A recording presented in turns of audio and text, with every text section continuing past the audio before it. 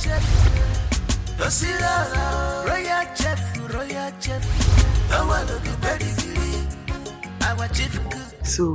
this is how it feels to be a royal in-law. This is called upgrade. You know me and you. We are now in the same level. You're tasting the meat by digging your hand inside my food without respect. I mean, they can just touch that pull back.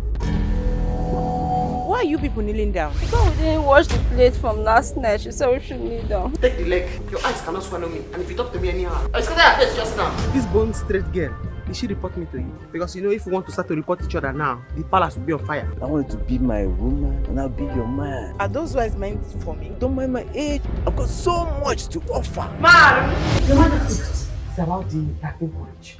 Should I cook it well, half cook or full cook? Inside the plantain porridge.